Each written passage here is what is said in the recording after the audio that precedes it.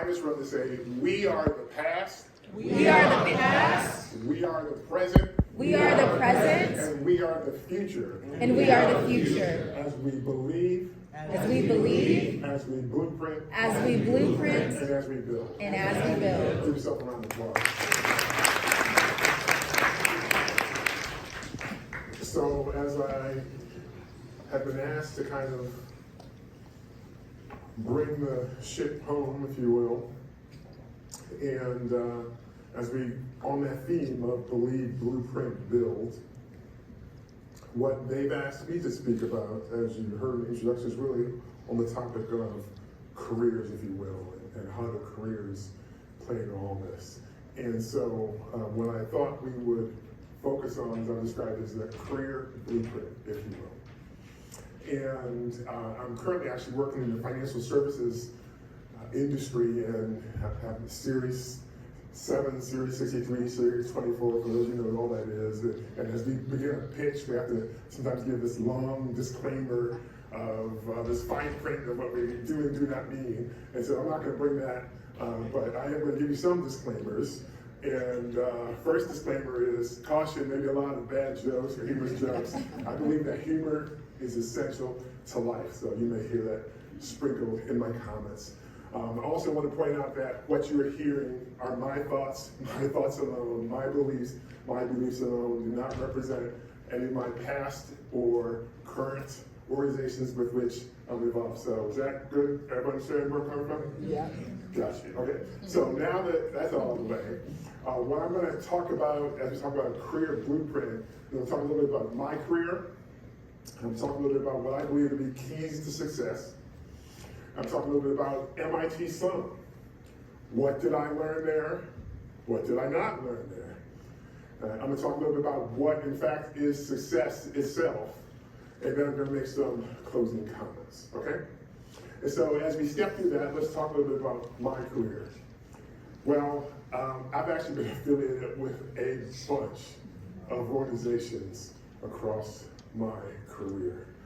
So I graduated high school in 1976, the bicentennial year of this country. And before that, so I grew up in Baltimore, Maryland. I wouldn't say I grew up in the hood, but I was hood adjacent. And my parents, I was the product of my wonderful parents, the late great Joe and Camilla Parham. And they were both public school teachers. My mom taught first and second grade for 25 plus years. My dad taught Spanish and French at the high school level. He retired as the chair of the language department. And they were always focused on education. They taught in the public school systems, and in Baltimore, they knew from firsthand that the public school systems in Baltimore weren't all that great.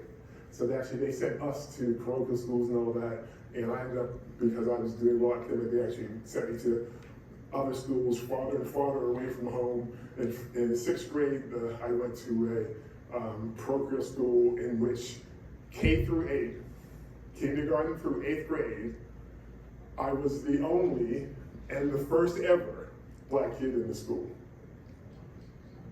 Everyone knew my name. I went from there to a Jesuit high school at Loyola in Towson, Maryland. Excelled there. I didn't know that there were things called senior awards. I didn't know we showed up at this assembly. It turns out there were these awards, and they kept calling my name for this thing, that thing, and I didn't know. But oh, okay, yeah, oh, okay, oh, okay. I was talking in junior year of high school to my college counselor. Thank God I was at a school that was college preparatory. What do you want to do? Tell me, college-wise, career-wise. My answer was, I don't know. Because there was so much I didn't know, because I wasn't really exposed to a lot of stuff. And so he said, well, what are you good at? I said, well, I'm good at math and science. And he said, well, have you ever thought about being an engineer? I wasn't exposed to a lot of it. And so when he said, do you want to be an engineer? What I thought in my mind was, heck, I don't want to drive a train. Because that's the only thing I knew what an engineer was. There was this candy back then called Good and Plenty. The cartoon was Once there was a jolly engineer, Choo-Choo Charlie was his name we hear. He had an engine and he sure had fun. He used good and plenty candy to make his train run. That's all I knew what an engineer was. But even though I had the sense to say, maybe that's not good. So I just said, engineer? And he explained to me what he meant by an engineer. It had nothing to do with Choo-Choo Charlie. And then he introduced me to the father of a classmate in this white suburb, Towson, Maryland. The father of my classmate was a joint mechanical engineer and electrical engineer, and he explained what is electrical engineering, what is mechanical. I said, oh, that's actually interesting. And then so I applied to 5 top engineering schools and ended up going to MIT undergrad. Did well there, ended up going to the University of Southern California. I graduated MIT undergrad, Bachelor of Computer Science. Went to USC, got a Master's degree in Computer Science. My career went on, worked at a lot of different firms, a lot of different organizations. My first job ever was a paper boy. I won't go into all this stuff, but I've worked in a bunch of roles, bunch of organizations, bunch of companies, for-profit, not-for-profit, startups, entrepreneurship. I didn't know what an entrepreneur was back when I was younger, but I learned later on. And so all along the way, I was learning what I didn't know, and what I didn't know was a lot. But every stage, I was like, oh, I don't know, about the entrepreneur? What's that? I don't know, okay, give me some of that. Business school, MBA? I don't know, give me some of that. And so every step of the way, I would learn more and go on to the next level, multi-functions, multi-products, everything. Now, when I've dealt with proteges and mentees over the years, they would ask me tips on the other, and I would give them wisdom, if you will, that I learned. And what I tend to do is when I get information, when I see things repeating, I kind of codify it into a nice package so that I don't have to restart things from scratch. So that's what I did back in 2005. I created a little booklet called How to Be Successful, which was just a collection of quotes from key leaders. It's just like 30 little pages, just little quotes. Nothing simple. I joke to say this booklet will take you 15 minutes to read, but a lifetime to master. And I won't go through all this, but I will mention a couple of little tidbits from this book as we go through it. First of all, it's important to have a vision, have a dream. Have a vision, have a dream. Because if you don't know where you're going, it's going to be hard to get there, right? And if you, in addition to that vision, make sure that dream is your vision. Because you can't really live out somebody else's vision. Because every vision has a price to pay, and if it's somebody else's vision, one, you're not going to be able to pay that price effectively, and two, you're not necessarily suited for somebody else's vision. God created each one of you uniquely, and each one of you uniquely has a call and a purpose on your life. And part of your task is to figure out what is your unique assignment, right? That is your job. Identify your unique talents, and importantly, don't limit yourself. Shoot for the moon, and even if you miss, you'll land among the stars. So have a vision. Recognize also that change is the only constant, okay? Great hockey player Wayne Gretzky says, secret of my success is I don't go where the puck is, I figure out where the puck's going to be, and I go there before it gets there, okay? And that's going to be a part of your success, not just learning today's market, today's skills, but say, hey, where's this thing going? And let me get there before the rest of the world gets there. And in regards to change, there's actually several dimensions of change. The market will change, all that stuff will change, and at MIT, Sloan, and other places, they'll teach you how to track that and understand the markets. But not only that, guess what? You will change. You will grow. You will develop. I've grown. I'm not that kid that was humming Choo-Choo Charlie, right? I know as an engineer, but actually I've grown way beyond that. I've had marketing roles, product management roles, strategic planning roles, not-for-profit manager, chief technology officer, yada, yada, yada. I've grown, and so as I've grown, my interests have changed. My needs have changed, okay? And so the result is you'll probably have several careers. Like you saw in one of those slides, I've had a boat ton of careers, but guess what? You will too. And not just before Sloan, but after Sloan. And so don't be surprised by that. Embrace that. Welcome that. And also recognize that you never really arrive. Don't say, hey, one day I will. No, you will never. You will never ever. You will never ever ever arrive. The more you know, the more you know you don't know. I know so much more than that dumb high schooler, but now that I know so much more, I'm also much more aware of, oh my God, there's so much I don't know. And so never be that arrogant person that thinks you can or have arrived. You can't and you won't. And my corollary is if you think you know everything, guess what? You don't know much at all. Now, also importantly, recognize the importance of relationships. Sloan and different ones will teach you all kinds of tools and tactics and things of that nature. That's all very important. But relationships are so very key. And some of our many speakers hinted at that. Oh, I had this person, that person. And I could literally spend hours just on this one point, this one slide. And the way I really like to say it, but what I used to say before 2016 and a certain person got into politics, I used to say this phrase, which I think is much more compelling. Relationships trump everything. Relationships trump everything because they can be the determinant of breaking the tie, getting that opportunity, whatever. And so don't minor on relationships, major on relationships because they are so key, whether it's learning what is a role model versus what is a mentor versus what is a sponsor, how to get a job. Something like 80% of all white collar jobs are found via networking. You need to be an expert on networking. Expert, because that's how you're going to learn. That's how you're going to get that opportunity. You need to understand how to navigate the corporate environments. When you have large, multi-thousand, multi-tens of thousands, hundreds of thousands of organizations, it's a matrix. It's not just solid line reporting structures. There's dotted line reporting structure. This one influences that one, reports to that one, reports to that one. It's not even on the organizational chart officially, and we call that managing the matrix. You need to be an expert at managing the matrix. I have a colleague where I work now. One thing she says is when you get into a meeting, you have 30 minutes in a meeting, but you should focus on R before T. R before T, she says. What do you mean by that? Focus on the relationship before the transaction.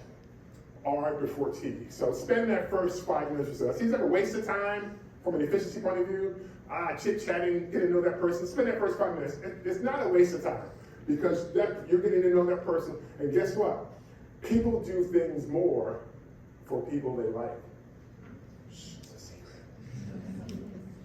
People go out of their way to do things for people they like. And particularly in large enterprises, you'll come back around to that person again, some years again. So it's more than that transaction. You're building a relational history with that person so that when you come back around, oh yeah, I remember you from that project we worked on 3 years ago. Yeah, you were such a, hey, how the kids? Oh, yeah. And you spend 10 minutes on that useless conversation, but it ain't so useless.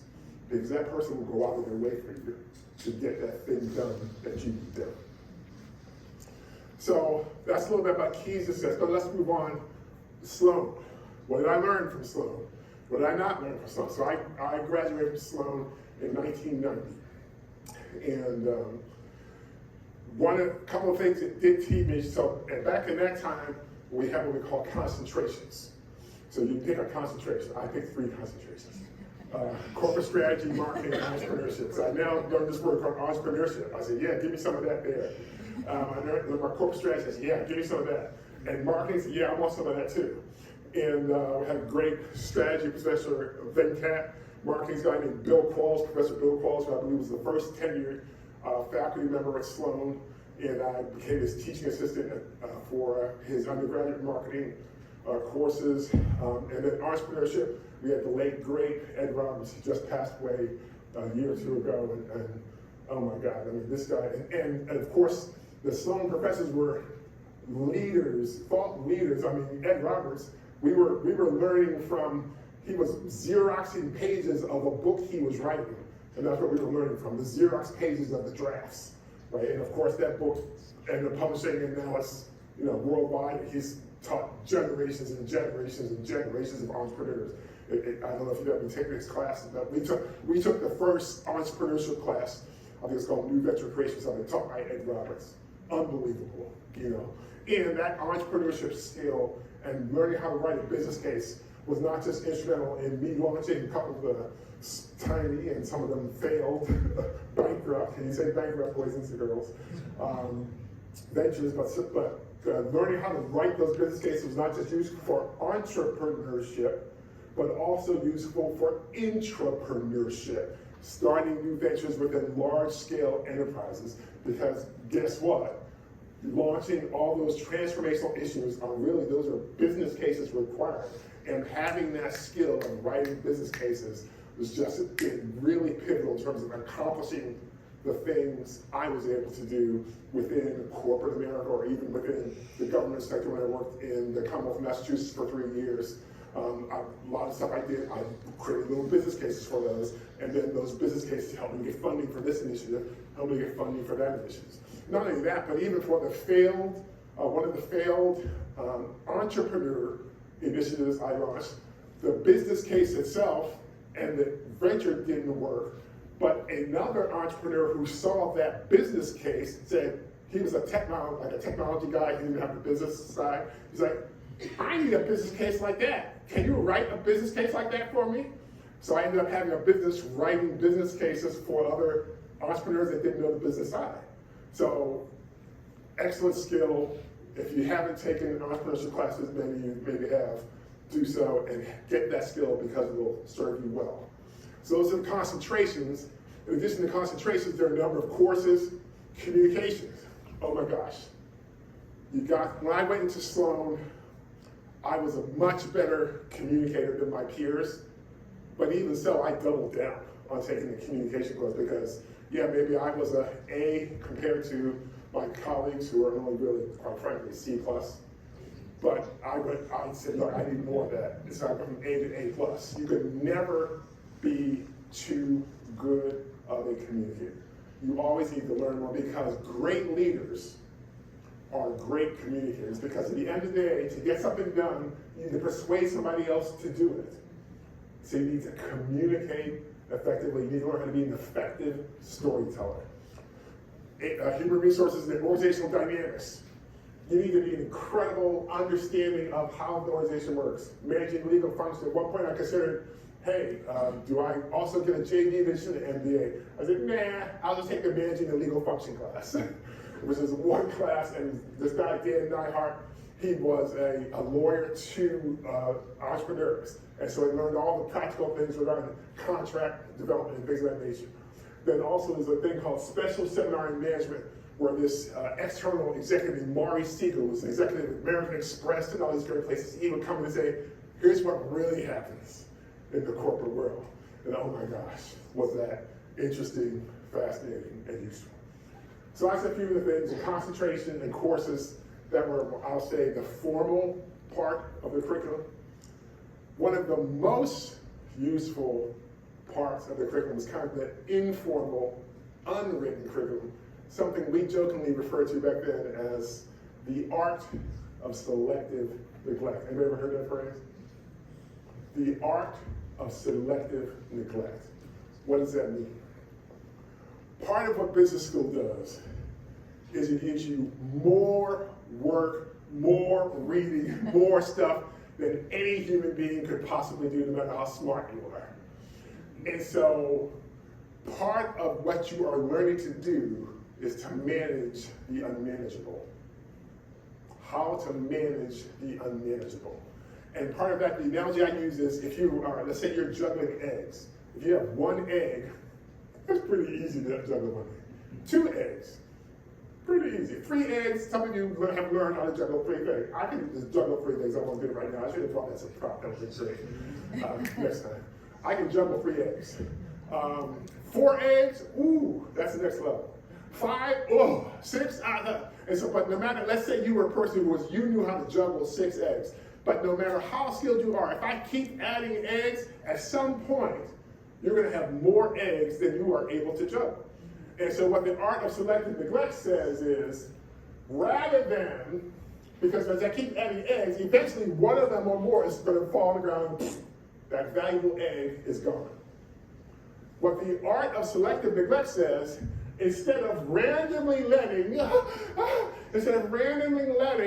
one or a couple of those eggs fall, your job is to proactively recognize, okay, this is beyond my capacity.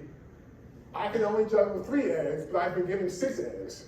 Rather than randomly letting 3 eggs fall, I'm going to proactively select the least important egg, and I'm going to proactively drop that myself so that I can keep the 3 most important eggs up and running.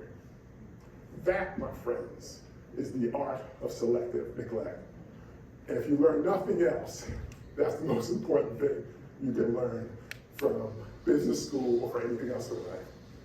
So those are a few of the things that Sloan taught me. Some things that Sloan did not teach me, or some of this could be I didn't just catch it, but some of it is one that actually taught.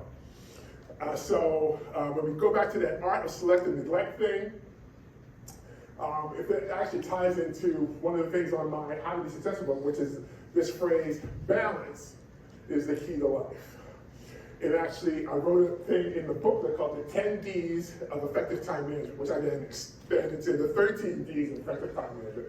You won't be able to read this, I'm not going to get into it. The topic says, it is relatively easy to excel in any one particular dimension. The challenge and the imperative is to ensure that all facets of our life are superlative. And the key to all that is that thing I mentioned, determine the correct prioritization. And for all those other things, determining and juggling those eggs, determining the right prioritization will be the key to getting all this done. And I actually will give you a link to get this document, some other documents at the end of the talk. So, in juggling personal things, prioritization is also key in your professional lives. One of the things I would do in many of my roles is because when you go into a role, an executive role and everything, you typically have like 90 to 100 days to figure out your strategy. You've got 90 to 100 days to come back and say, I've assessed what the situation is, here's my plan for moving forward. And so you start with a listening tour. So when the Commonwealth of Massachusetts, go into that role as the first Chief Innovation Officer of the Commonwealth of Massachusetts. This is called the GIO, the Government Innovation Officer. And the governor is basically the CEO of the executive branch for the Commonwealth, and his C-suite, if you will, is his 8-member cabinet. Each one of those persons is called a secretary. And then and each one of their organizations is called a secretariat. When you call it a business unit, they call it a secretariat. And under those 8 secretaries, about 150 agencies. And so what I did is I did a listening tour, talking to each one of those 8 secretaries and a sampling of the 150 or so agencies. And I asked each one of those leaders, something what you should do in your world, is to ask them, hey, what's your role? Who are your customers or your audience or your constituents? What's working and what's not with them and with what you're doing? Where are there opportunities for improvement?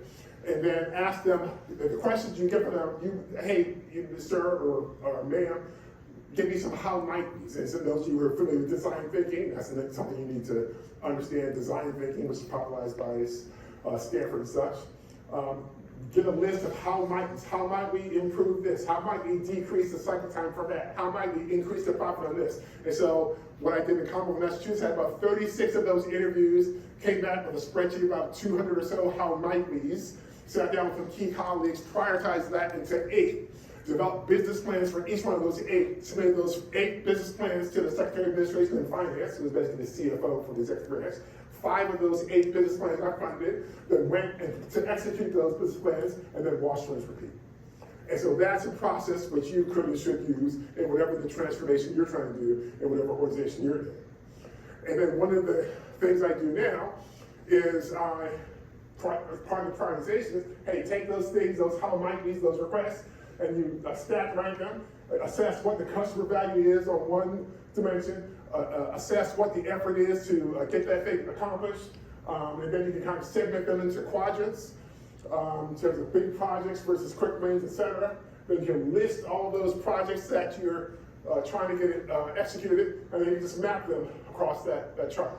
And then you can figure out what you're going to do. And kind of a rookie mistake, if you will, a rookie mistake, you might say, hey, I'm a brilliant Sloan guy or gal, And through my analysis, I figured out that L is the highest customer value, and that's one that's going to really address the root cause of all the issues in this organization. That may be true, but the effort to achieve that is going to be so high, by the time you get that done, you're going to be fired because the organization has no patience to wait that long to get that thing accomplished. And so what you want to do is you kind of want to identify, okay, what are some kind of quick wins and some low-hanging fruit, and then you have a portfolio of things that you're addressing. Because if you don't have quick wins again, if they're not going to have patience, you're going to be gone and they're on to the next guy. Because your boss may have changed and the new guy comes in and says, hey, what have you done? Whoa, I've identified the big elephant. You've been working on that for 18 months, 2 years. You got nothing done. Hey, Frank, yeah, I got this buddy. Frank, yeah, we're going to give me this guy. We're going to give him Frank. Frank, see what you can do. So you have to have quick wins or you won't last. So another thing I will point out is you don't confuse management with leadership. Those are two separate things. Professor John Connor from some little school called HBS, he said management are control mechanisms to compare your desired goal with where you are, and then you take action to correct the deviation. That's important stuff to do, but that's management. But leadership is motivating and inspiring folks. And that's tapping into those basic human needs, those basic human interests to get people to follow you to execute a vision. Colin Powell said leadership is the art of accomplishing more than the science of management says is possible. And at schools like Sloan, we sometimes divide things into hard skills, with all the quantitative stuff, and that's the really important stuff. And then you have the soft skills, which is all that OB, organizational behavior, organizational neighbor stuff, and it's kind of like, But let me tell you, the soft stuff is the hard stuff. And it's the person who masters those soft skills that is really going to be that effective leader. Another thing which was not taught to me at all was this whole matter of failure. It's a bad word. Failure. We don't say that in public settings. Failure. Turns out success and failure are two sides of the same coin. A lot of my career has been focused on the topic of innovation. There's a guy named Jeff Bezos, some of you may have heard of him, and on the topic of innovation, he points out that innovation, by definition, requires experimentation. And experimentation, by definition, requires failure. Because some of those experiments are going to work, some of them are not. And so if you already know in advance that it's going to work, it's not an experiment. And if it's not an experiment, it's not really innovation. So you have to be comfortable with this whole matter of failure and experimentation, or you won't get much done. And it's also important to recognize failure, not just for you, but often precedes success. Walt Disney went bankrupt, had a bunch of failures. Rovio, a software company that produced Angry Birds, had 51 other flops before that. A company that produced Guitar Hero software, 9 failed games. Ever heard of WD-40? You know what WD-40 stands for? Water Displacement Formula number 40. Because the other 39 didn't work so well. You ever heard of Formula 409? Guess what? 408 didn't work so great. James Dyson, 5,127 prototypes, 15 years of failure before success. Remember heard a guy named Steve Jobs? Tons of failure, fired from his own company, but he returned to reinvent. Tennis hero Roger Federer had a commencement speaker at Dartmouth last year. He only won 54%, slightly more than half of his points. But that was enough to make him a world-class, memorable tennis player. And Morgan Stanley Chief Investment Officer Mike Wilson pointed out that failing is a fact of life in banking, even more so the higher up you go. So get comfortable with this thing called failure, because success is usually bumpy. And so you have to have grit and perseverance, and you have to fail fast and pivot to the next thing. As you're doing all that, doing your entrepreneurship thing or your corporate thing, you're operating in the context of the United States of America and the social changes which are happening, and we're all very conscious of the social changes which are happening in our country today. And quite frankly, that can sometimes be a bit discouraging. But sometimes it's because we don't remember that social progress in the United States is not just always linearly forward, but it's ups and downs. A hard-fought victory may be followed by a setback many times. So we have to keep that in mind that this is not our first rodeo, this is not our first setback. But be reminded of the fact that Martin Luther King said, the arc of the moral universe is long, but it bends towards justice. So we can be comforted by that to some degree. Comfort, yes, don't let that make you complacent, because as Obama then pointed out, yeah, the arc may bend towards justice, but guess what? It doesn't bend on its own. So guess what? Each one of you in this room has a role in helping to bend the arc of our country and the world. And yeah, no one can do everything, but everyone can do something. And it's incumbent on each one of you to do that unique something that is presented to you where you could have an impact. So that's a little bit about Sloan, what I learned, what I didn't learn. This whole matter of success, though, what is success? Be careful, I would say, be careful of comparisons. Sometimes we can look at someone who got to start saying, oh man, they are so much farther along, or they did that, yeah. But don't make the mistake of comparing your chapter 2 to somebody else's chapter 20, okay? So recognize that that's a big mistake. The flip side, another big mistake is comparing your chapter 20 to somebody else's chapter 20. We all have different callings, different things that God created you for, so know who you are to be and who are you going to be, and then do that thing. And then also recognize that it's not just about the money, it's not just about finances, but it's about how can you impact others to know that other lives have breathed easier because you have lived and because you've done your assignment. So that's what I have to say by large part. A couple of closing comments.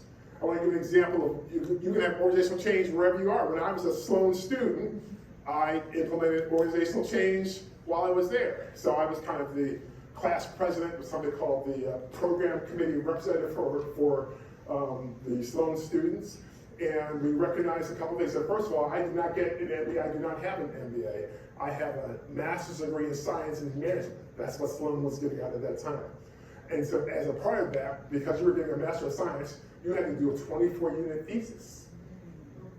You had to do a 24-unit thesis, and all of us hated that requirement.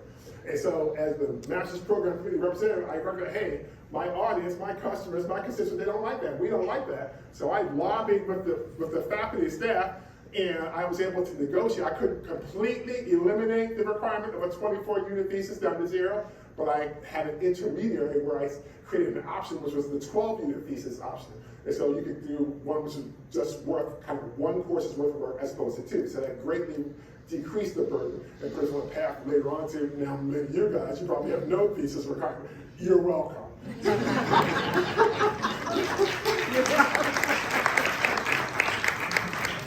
Another thing I recognized, another thing that we didn't like was the fact that we were at MIT Sloan School of Management, but the cases we were friggin' reading were by this school called HBS. We were reading these HBS business cases. Like, well, why don't we have our own cases?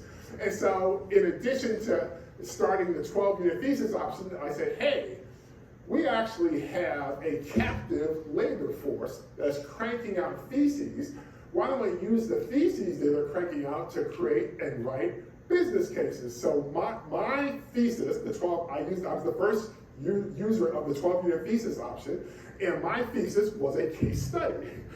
So I created a case study of Prodigy Business Service, and my goal, and I had all my classes aligned, was to, hey, use this captive workforce, so as people are choosing this 12-unit thesis, they would start cranking out these business cases that then future Sloan students could use. And so I thought it was brilliant, and mine was the first example of that, so I patted myself on the back and walked away, if you will, and graduated. And so it was kind of a success, but quite frankly, it was, as we said before, a failure also, because what I failed to do, what I failed to recognize was, yeah, I got my students all cheered up and excited, I failed to recognize that we're all graduating, and none of us are staying around to actually be the champion for change to make sure this still happens.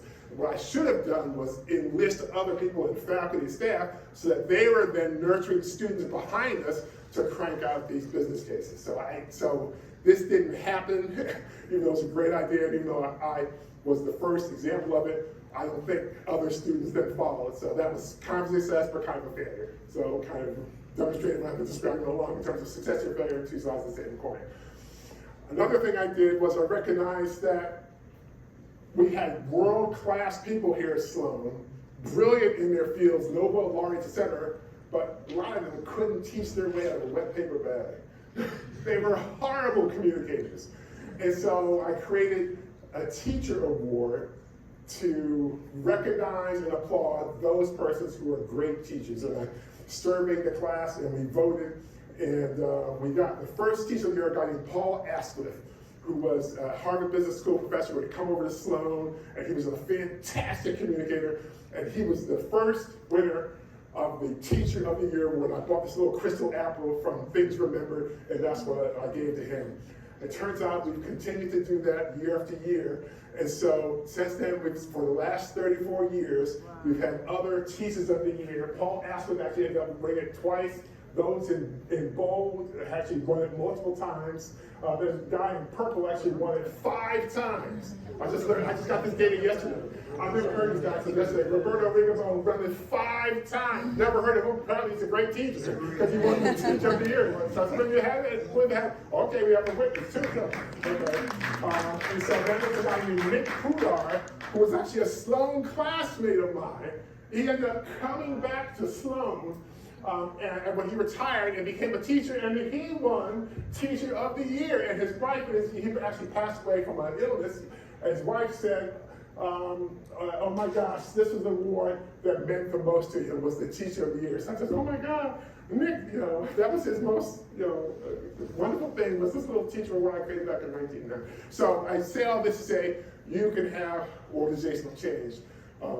Wherever you are, even while you're in the process. I was still a Sloan student, and because of all this stuff, I won the Seeley Scholar, the first black student to win the Seeley Scholar at Sloan's highest award. Bill Hughes, who I got into Sloan later on, was the second. I think Kerry Boyd was a Seeley Scholar winner. And so wherever you are, have an impact in what you're doing. And that Roberto Rigobon professor, which I'd never heard of till yesterday, actually I looked him up yesterday, and this is a quote from a video I saw him do, and he said exactly what everyone has been saying to you today. Do something that is meaningful, do something that is important, do something that is for somebody else. Never met you, Professor Rigobon, but thank you, and you're welcome. So, and with all that, I've just been so pleased to come back here, to come back to Sloan. Of my 3 collegiate experiences, Sloan has been absolutely, without doubt, the best and the most impactful for me. And one of the things I have worked with Sloan to do is to create the Parham Scholar Prize. So I'm announcing here at this moment, so I've donated $25,000 to recognize the 20 students effective leadership, bridging cultural divides, fostering mutual understanding, and building a more inclusive environment. The first winner of that will be chosen by Sloan faculty and staff, and will be presented at the annual awards event in May. And the $25,000 will fund $2,500 per year for the next 10 years. So maybe one of you will be the first recipient of it will be the first Parham Scholar. So thank you for the opportunity to share with you. And as we close, as I thought about the theme, I actually discovered that a gentleman named Martin Luther King Jr., who many of you have heard of, actually had a speech back in 1967 in which he talked on the topic of what is your life's blueprint. And he said a couple of things.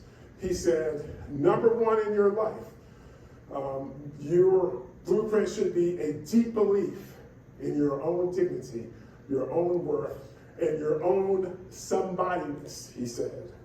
Always feel that you count always feel that you have worth, and always feel that your life has ultimate significance.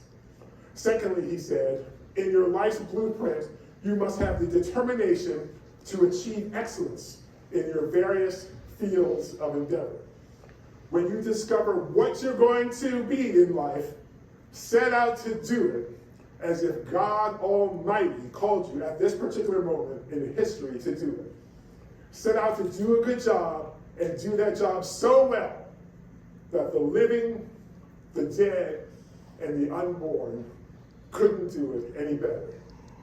If it falls to your life to be a street sweeper, street sweeps like Michelangelo's painted pictures.